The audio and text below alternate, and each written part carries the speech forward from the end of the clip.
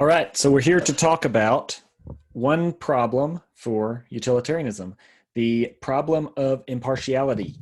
Now, we talked about impartiality as a virtue of utilitarianism earlier on in a prior video. Today, we're going to talk about the other side of that two-edged sword. And we're going to start out with a video clip. Not the turn!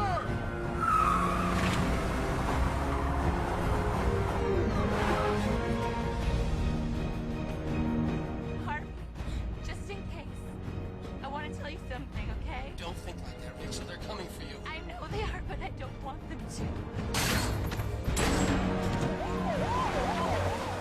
I don't want to live without you, and I do have an answer for you. And my answer is yes. No! No! No, not me! Why are you coming for me? No! Rachel! Rachel! Harvey. Okay. Rachel! Harvey, it's okay. It's all right. Listen. Some...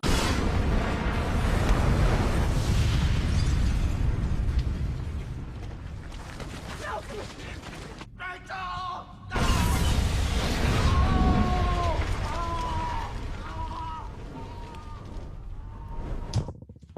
All right, we'll stop there. For those of y'all who have seen The Dark Knight, you probably understood what was going on there. For those of you who haven't, let me explain for just a second.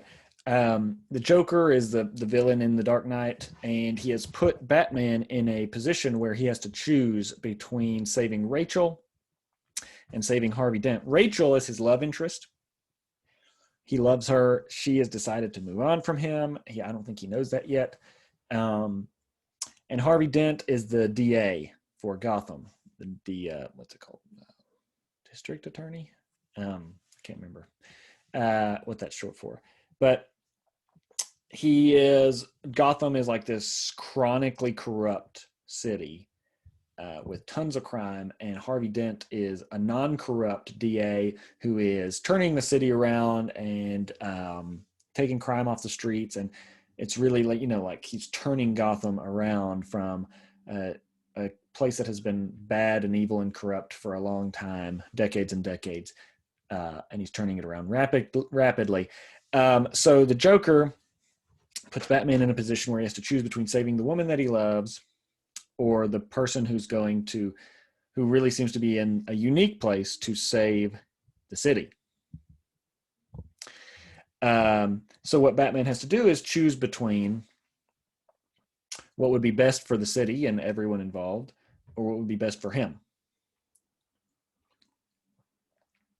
I think there is actually an extra little complication here where when Joker tells them of the situation, he switches the locations, I think. It's been a while since I've seen the movie, where he says Rachel is in point A, Dent is at point B, but in fact it was the opposite.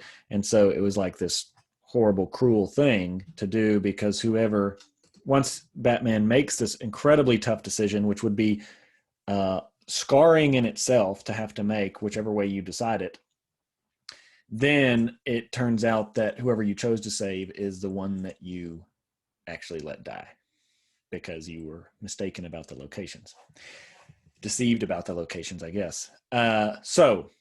But let's forget that part. That's a little bit of a complicating factor here. What we're trying to zoom in on is this decision that Batman has to make between his own interest and the interest of someone that he's particularly attached to, and the interest of everyone, right? If he does what's best for this person, Rachel, then he will do what's worst for the city. And if he does what's best for the city, he'll do what's worst for Rachel. He has to choose. Okay, so this is a choice, broadly speaking. It's a question of partiality. Is Batman permitted to be partial? Is he permitted to decide according to his deepest loves and commitments in life, or does he have to decide according to the common good? Does he have to side with the common good over his own attachments? Right. And in the movie is a little bit, I'm kind of biasing it a little bit by picking this clip because it sort of valorizes Batman. I'm sorry. Yeah.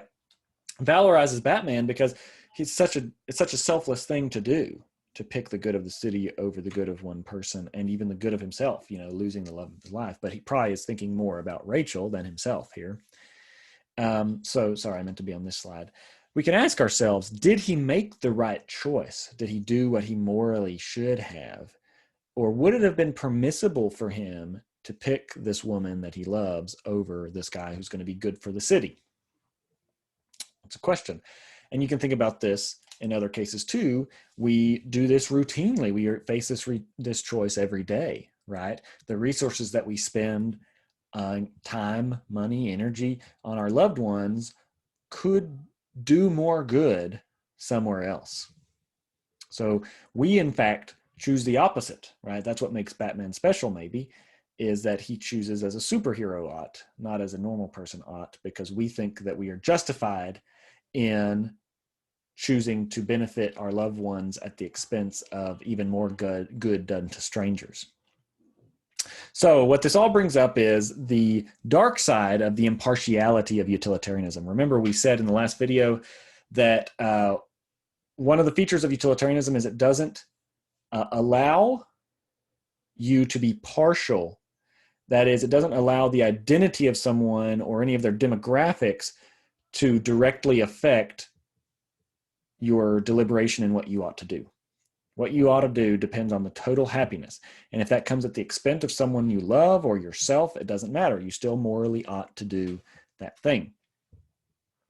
So the problem created by this, we talked a little bit about how that might seem like a virtue, especially in issues of governance, right? When you're deciding, when you're in a position to be deciding the good for a large number of people. Seems like the right way to make decisions is to be impartial. But in other situations, it seems like a problem, right?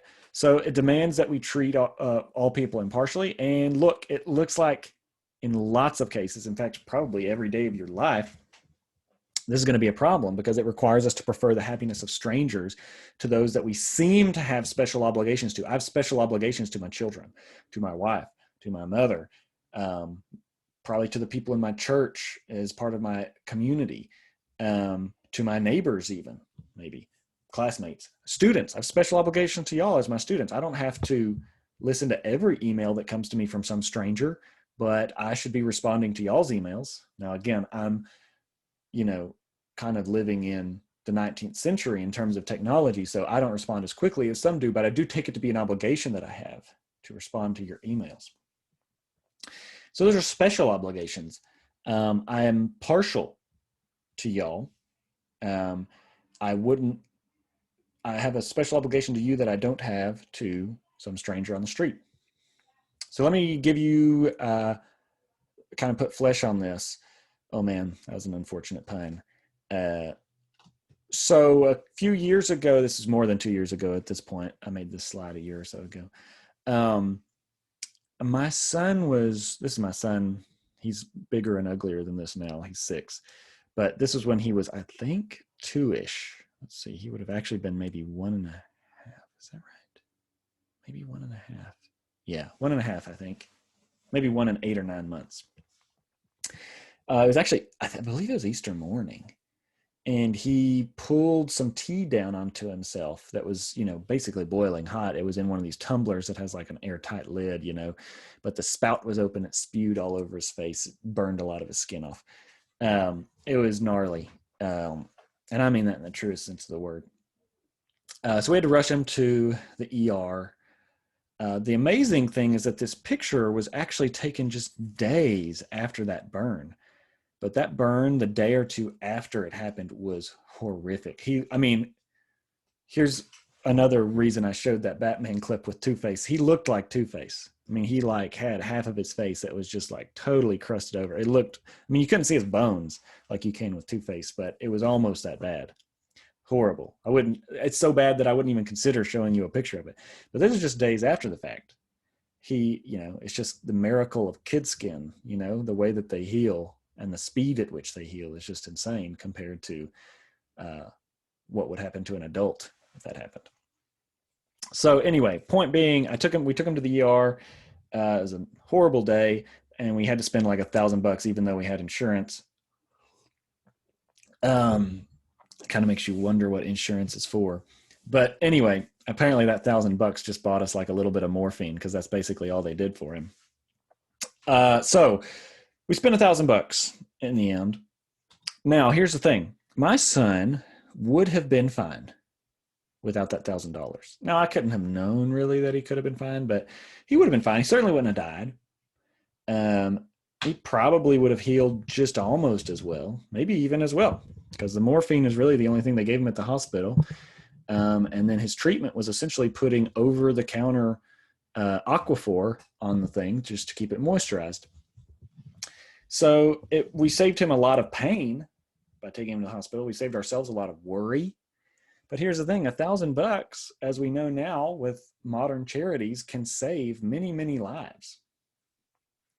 Now, so essentially what I did was I did something that resulted in far less than the maximum amount of happiness that it could have created.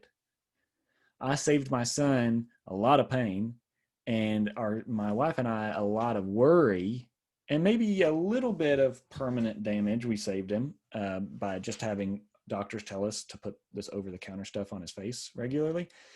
But we did that at the expense of lives saved. Right? And I don't take myself to be admitting a fault when I say this. I take this to be something anybody would have done. In fact, probably should have done. And if someone had told you, well, I'm going to save the money and spend it on overseas outreach to save lives, you'd probably say that person was a bad person if this was their kid. Right? So the problem of impartiality is that utilitarianism says not only did I do the wrong thing, I obviously did the wrong thing because I could have created more net happiness spending that money somewhere else than on Jim Gideon, my son.